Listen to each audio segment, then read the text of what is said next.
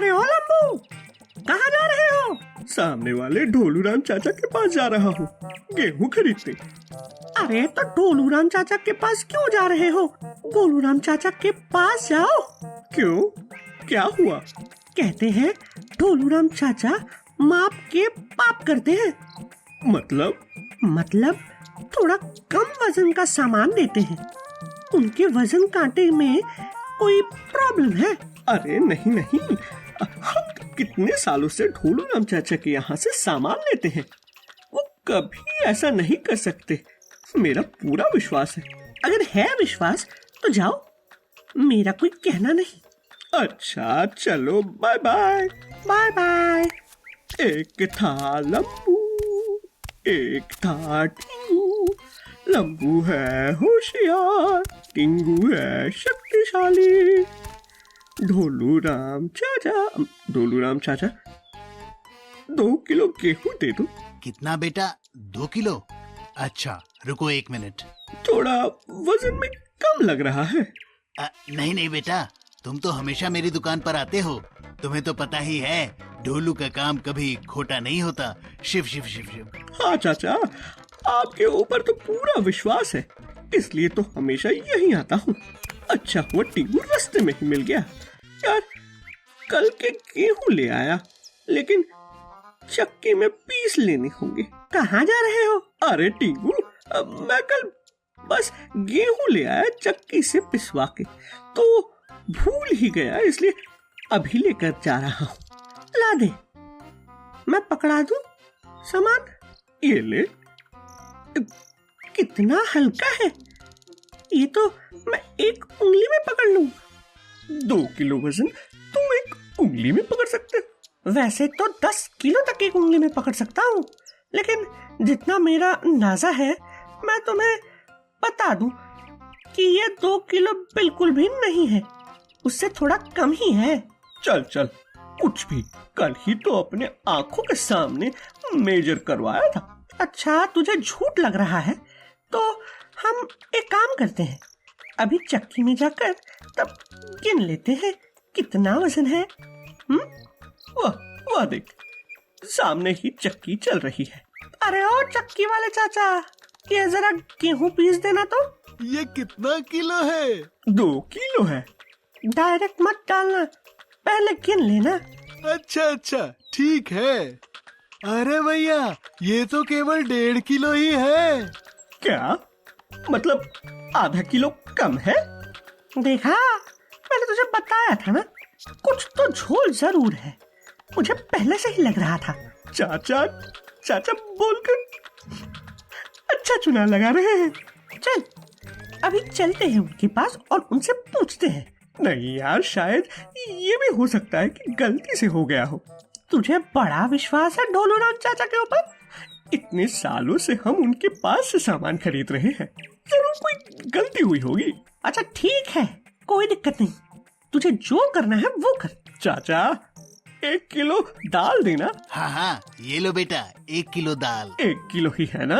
अरे हाँ बेटा, बिल्कुल 1 किलो ही है। नहीं, वो क्या हुआ था ना, पिछले बार शायद आधा किलो कम आया था, इसलिए पूछ रहा हूँ। शायद गलती से आ गया होगा, गलती तो इंसानों से ही होती है ना। हाँ चाचा, कोई दिक्कत नहीं, अब मैं चलता हूँ। लंबू ध्यान रखना, कहीं तुम फिर से फंस ना जाओ। लेकिन अभी मेरे मन में भी अभी कुछ शक पड़ चुका है। एक बार कहीं और जगह से चेक करवा लो। मुझे भी ऐसा ही लगता है, मुझे एक बार किसी और दुकान पर भी चेक कराना चाहिए। चल वो सामने वाले गोलूराम चाचा के यहाँ चेक करवाते हैं। गोलूराम चाचा, जरा इतना माप के देना। हाँ क्यों नहीं, 1 मिनट। ये लो 75 ग्राम। बस 75 ग्राम? ये तो बहुत बड़ी नाइंसाफी है। अब बता लंबू, किसकी गलती है? हाँ यार, सीधे 25 का लॉस, ये बहुत बड़ी नाइंसाफी है। चल हम उनसे बात करते हैं। नहीं टिंगू, हमेशा शक्ति से काम नहीं होता, कभी कभी दिमाग से भी सोचना पड़ता है। अभी अगर हम गए तो वो बोलेंगे कि हमने आधा किलो घर पर ही निकाल लिया है। हमें रंगे हाथों पकड़ना होगा उन्हें। ये कैसे पॉसिबल हो सकता है? अपना कान तुला, तुझे एक आइडिया बताता हूँ।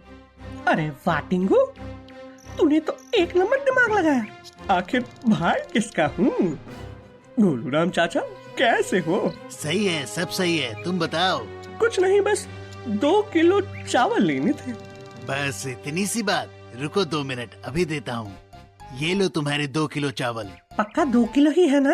अरे ढोलूराम चाचा कभी झूठ नहीं बोलते बाबा।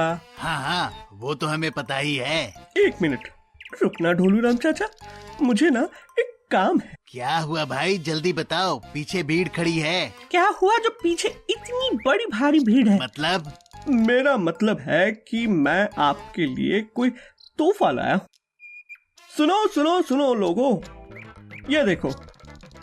ये देखो भोलू राम चाचा का वजन काटा।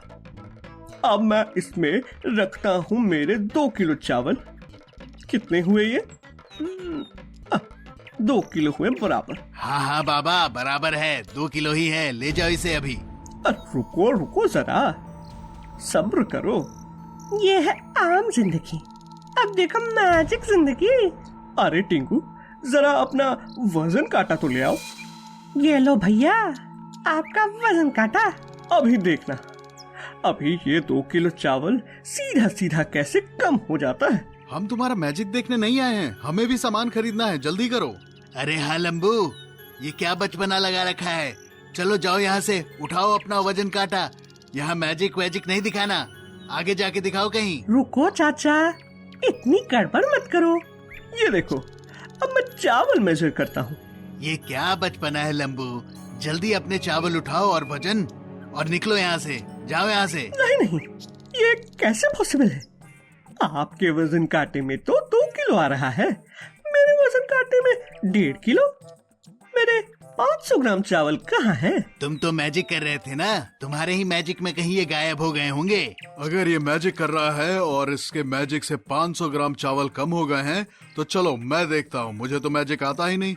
अगर मेरा भी काटा कम हुआ तो बताता हूँ तुम्हें। इंस्पेक्टर साहब, आप? हाँ, हमें पता था आप तो मानोगे नहीं, इसलिए हम इंस्पेक्टर साहब को लेकर ही आए। रुको रुको, जरा सब्र करो, मुझे अपना वजन कांटे में चेक करने दो। अरे कोई गलती हो गई होगी साहब, जरा रुको, मैं फिर से एक बार चेक करता हूँ। कोई गलती नहीं हुई है। कांस्टेबल, पकड़ो इन्हें और इनके वजन कांटों को चेक करो। रुको साहब, अभी खोलता हूँ। अरे इसमें तो एक मशीन लगी हुई है, इस मशीन की वजह से ये बराबर सामान में झोल झाल करता है। अरे रुको इंस्पेक्टर साहब, कुछ ले देकर सेटल करो। अब तो तुम्हें डंडे देकर ही सब कुछ सेटल कर लूंगा। अच्छा हुआ लंबू तुम हमारे पास आए, वरना ये सभी को इसी तरह फंसाता रहता। मतलब ढोलू राम चाचा हमेशा से ऐसे करते आए हैं? अब मैं कभी ढोलू राम चाचा के यहाँ से कुछ नहीं खरीदूंगा। चलो हम सभी सामने वाले गोलू चाचा के यहाँ चलते हैं। हाँ हाँ, सही कह रहे हो, चलो वहीं चलते हैं। अरे रुको रुको, फिर मैं ऐसा कभी कुछ नहीं करूंगा। इंस्पेक्टर साहब प्लीज मुझे छोड़ दो, मुझे माफ कर दो, मैं फिर ऐसा कभी नहीं करूंगा। ऐसे धोखेबाज को तो ऐसी सजा मिलनी चाहिए। कांस्टेबल, इसे गाड़ी में बिठाओ। अच्छा सबक सिखाया लंबू तूने। हमेशा याद रखना, कभी भी धोखेबाजी नहीं करना, वरना अगर पकड़े जाओ तो वो बहुत बड़ी सजा होगी। बहुत पहले की बात है, जब लंबू और टिंकू एक गांव में रहा करते थे। लंबू बड़ा ही मेहनती और हट्टा कट्टा था और टिंकू बहुत ही अक्लमंद था। वो दोनों बहुत अच्छे दोस्त थे और हमेशा एक दूसरे की मदद करते। बस एक ही चिंता लंबू को खाई जाती थी। कैसी चिंता? तो फिर ठीक है, आप लोग खुद ही देख लो। लंबू और टिंकू पेड़ के चौराहे पे बैठे थे। अरे क्या हुआ, बड़े परेशान नजर आ रहे हो। क्या करूं समझ नहीं आ रहा, जो काम हाथ में था वो भी छूट गया, अब कैसे गुजारा करूं। अरे इतनी सी बात, तू इतना हट्टा कट्टा है, खेती का काम आसानी से कर लेगा। अरे हाँ, ये तो मेरे दिमाग में आया ही नहीं। लेकिन टिंकू, क्या हुआ मेरे भाई, एकदम उदास लग रहे हो। खेती करने के लिए मेरे पास खेत कहाँ है? अरे तो खेत खरीद ले। लेकिन खेत खरीदने के लिए पैसे कहाँ है लंबू? अब माफ करना मेरे दोस्त, लेकिन मेरे पास अभी थोड़े से ही पैसे हैं। तुम इतने पैसे ले जाओ, बाकी गांव के साहूकार से पूछ लेना। बहुत बहुत थैंक यू। तेरे जैसा दोस्त हर किसी को मिले। लेकिन याद रहे, हमारे गांव में पानी की बहुत प्रॉब्लम है, इसलिए जहाँ कुआं हो वही जमीन खरीदना। मैं साहूकार से कुछ बात करूंगा। लंबू वहाँ से साहूकार के पास आया। वो थोड़ा मायूस लग रहा था, तो साहूकार ने पूछा, क्या हुआ? कुछ तकलीफ है क्या? तुम इतने मायूस क्यों हो? दरअसल बात ये थी, मेरे पास कुछ पैसे हैं, उसमें से मुझे एक जमीन का टुकड़ा लेना था ताकि मैं खेती कर अपना पेट पाल सकूं। तुम तो हमेशा मेहनत से मन लगाकर काम करते हो, अब अचानक तुम्हें पैसे की जरूरत कैसे आन पड़ी? किसी के पास नौकरी करने से अच्छा सोचा खेती करवाकर कुछ पैसे जमा किए जाए, तो इसलिए मैं आपके पास जमीन मांगने आया था। अभी मेरी एक जमीन वैसी ही पड़ी है, उसमें तो कोई खेती करता नहीं है। लेकिन मुझे उस जमीन में कुआं भी चाहिए। नेकी और पूछ पूछ, उस जमीन में तो कुआं भी है। लेकिन बाकी बचे हुए पैसे? तुम ऐसा करना, उसमें खेती कर लो और हर महीने जो भी होगा मुझे सामान पहुंचा देना। ये हो सकता है। मुझे एक अच्छा सा खेत दे दो, अच्छी सी जमीन दे दो, मैं वहाँ पर अपनी फसल उगा लूंगा। जमीन मिलते ही लंबू बहुत खुश हो गया, लेकिन साहूकार बड़ा ही चालाक था। उसे पता था कि लंबू दिमाग से पैदल है और शरीर से बड़ा है। वो मन ही मन में मुस्कुराने लगा। इसे तो मैंने आसानी से बेवकूफ बना लिया है। लंबू ने धरती माँ को प्रणाम करते हुए खेती का काम शुरू किया। उसने बीज बोए और खेत में डालने के लिए कुएं से पानी निकालने लगा। तभी साहूकार आया और कहने लगा, देखो भाई, जमीन तुम्हारी है, कुआं भी तुम्हारा है, लेकिन इस कुएं का पानी तुम्हारा नहीं। ये कैसे? अगर कुआं मेरा है तो कुएं का पानी भी तो मेरा ही हुआ ना। तुमने कहा था कि तुम्हें कुआं चाहिए, मैंने कुआं दिया, उसके अंदर के पानी की थोड़ी ना बात हुई थी। लेकिन कुआं मतलब कुएं के अंदर का पानी भी तो होता ही है ना। देखो लंबू, ऐसा नहीं हो सकता। कबूल है तो बोलो, वरना फिर जाओ। उसी समय लंबू की माँ की आवाज आई, हाय राम, मैं गिर गई। अरे लंबू, जल्दी यहाँ, मैं गिर गई, मुझे उठा भी नहीं रहा। अरे माँ, ऐसे कैसे गिर गई आप? माँ को अचानक गिरता देखकर लंबू चौंक गया। साहूकार को नजरअंदाज करते हुए वो दौड़ पड़ा। उसने माँ को अपने गोद में उठाया और हॉस्पिटल की ओर दौड़ने लगा। उसकी माँ रास्ते में बेहोश हो गई थी। माँ जी, आपके पैरों का ऑपरेशन सक्सेसफुल हुआ है। अब कुछ दिनों में आप फिर से चल पाओगे। लेकिन अचानक से माँ कैसे गिर गई और कुछ वक्त के बेहोश भी हो गई थी? उम्र होने के कारण घुटनों की ताकत कम हो जाती है। इनके उम्र में तो ये आम बात है। अभी आपको इनका और ख्याल रखना होगा। ये कहते ही डॉक्टर वहाँ से चले गए, लेकिन ये सुनकर माँ को बहुत बुरा लगा। उन्होंने कहा, मुझे माफ करना बेटा, मेरी वजह से तुम्हें बहुत तकलीफ हुई ना। लंबू की आंखें भर आई थी। आंसुओं को छुपाते हुए उसने कहा, अब ऐसी चीजें बताकर थोड़ी ना होती है। कोई दिक्कत नहीं, मैं कुछ बंदोबस्त कर लूंगा पैसे का, आप चिंता मत कीजिए। उस समय लंबू को पैसे की बहुत जरूरत थी, इसलिए उसने घर आते ही साहूकार से कहा, ठीक है, मैं गांव से 2 किलोमीटर दूर तालाब से पानी लेकर आऊंगा और खेती करूंगा। हाँ, अब सही ट्रैक पे हो तुम। लंबू सारी शर्तों को कबूल कर लेता है, लेकिन जब फसल धीरे धीरे बढ़ने लगती है, उसे पानी की जरूरत और बढ़ने लगी और लंबू कुएं से थोड़ा भी पानी निकालने जाता तो साहूकार उसे रोक लेता। अरे अरे, ये क्या कर रहे हो? मैंने कहा था ना, कुएं से पानी नहीं निकाल सकते तुम। चलो चलो, पीछे हटो, पीछे हटो। क्या करते हो? बस एक बार तो पानी निकाल लेते तो सारी फसल सूखने लगी है। अरे, अब तक बचे हुए पैसे भी तुमने नहीं दिए हैं, कब दोगे मेरे पैसे? आप मुझे पानी यूज नहीं करने देते तो फसल कैसे होगी? और अगर फसल नहीं होगी तो पैसे कैसे आएंगे? वो तुम अपना अपना देख लो।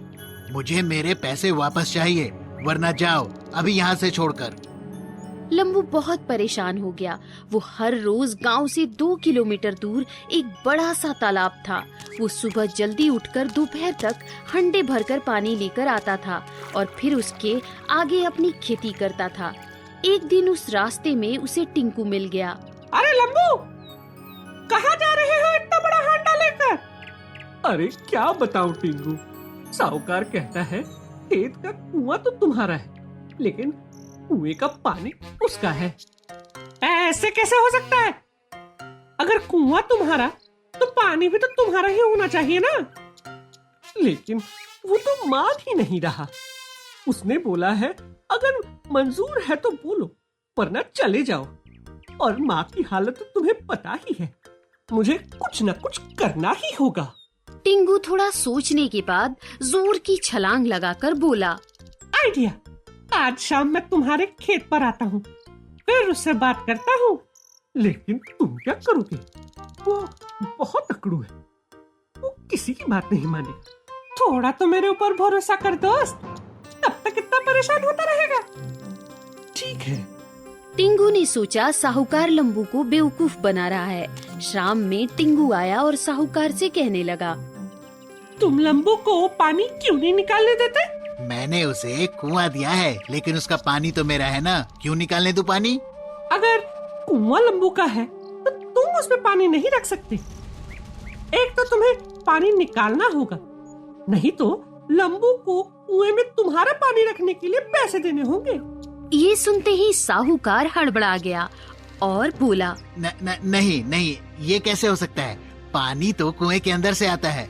ऐसे तो मैं कितना भी कोशिश कर लूं, मैं कभी कुएं का पानी नहीं निकाल सकता। तुम मुझे बातों में फंसा रहे हो। तो इसी तरह तुमने भी तो लंबू को बातों में फंसाया। अगर कुआं लंबू का है तो पानी भी तो उसी का होगा ना। देखो भैया, पानी कुएं में रखने के पैसे दो या फिर लंबू को पानी का इस्तेमाल करने देना होगा। साहूकार जान गया कि अब उसकी कोई नहीं चलेगी और उसने अपनी गलती मान ली। मुझे माफ कर दो, मैं फिर किसी को इस तरह से तंग नहीं करूंगा। प्लीज ये बात किसी और से मत बताना, वरना मेरी नाक कट जाएगी। और लंबू, तुम भी हमेशा मेहनत के साथ साथ दिमाग का भी यूज कर लिया करो। इसी तरह टिंकू के अक्लमंदी के कारण लंबू को पानी मिल गया और उसकी फसल खिल गई। उसने बहुत अच्छे पैसे कमाए, अपनी माँ का इलाज अच्छे से करवाया और टिंकू को उसके पैसे लौटा दिए।